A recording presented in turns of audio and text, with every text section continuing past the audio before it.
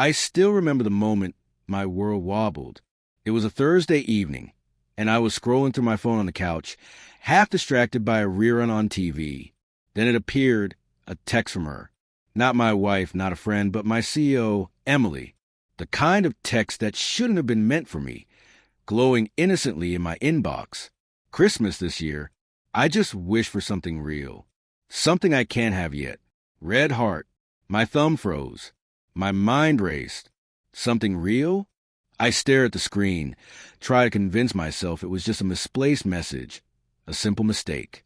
But a seed of unease was planted, and it burrowed into me. I couldn't help myself. I typed back before I even thought.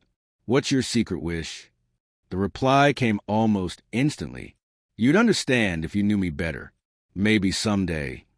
I laughed nervously, heart hammering, trying to pass it off as playful banter.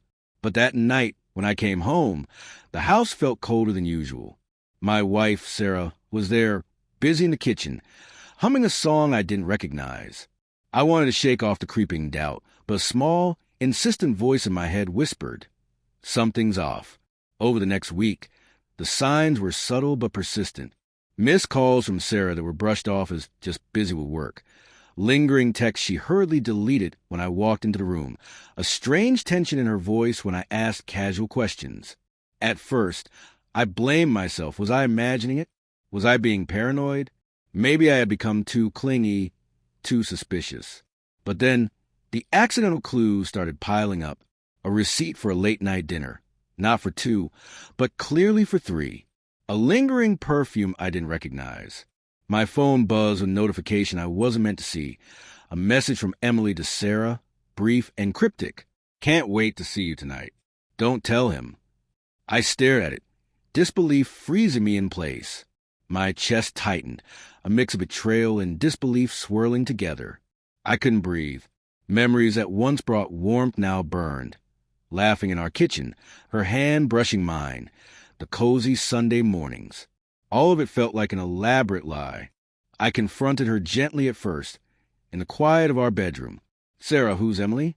Her eyes flicked away, a shadow passing over her face. What do you mean? She asked, voice too calm. I saw the message. My throat was tight. The one about not telling me. She sighed, long and heavy, the kind of sigh that carries years of guilt. I didn't mean for you to see that, she whispered, voice trembling. I didn't know how to stop it either. The words hit me harder than I expected. I wanted to scream, cry, run away, but I couldn't. I was trapped in the raw ache of betrayal. We talked for hours that night. She confessed, the late dinners, the secret texts, the emotional connection she convinced herself she deserved. She didn't justify completely, but she painted a picture of loneliness and temptation, of feeling unseen. And I sat there, absorbing it all, feeling the ground shift beneath me. Anger, heartbreak, confusion, love, all tangled together. I remembered our first Christmas together, the way she'd made the house glow with fairy lights, the gingerbread cookies we burned together and laughed about. And now, every memory felt like a cruel echo. I made my choice quietly, without shouting or spectacle. I couldn't erase the love I'd felt, but I couldn't stay in a place where trust was shattered.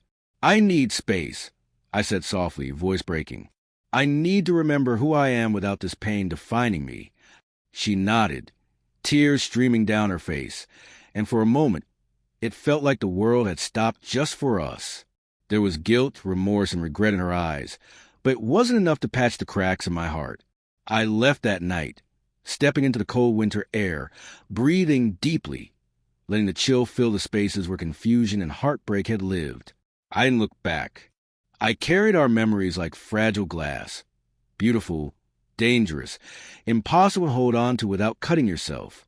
In the weeks that followed, I rebuilt the quiet corners of my life.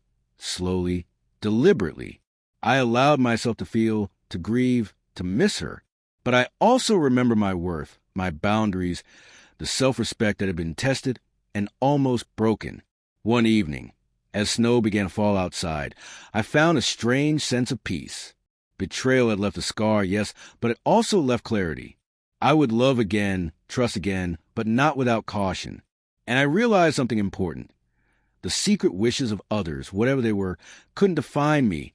I had my own wishes, my own life, and my own right to be whole. And sometimes the hardest goodbyes are the ones that let you finally breathe again.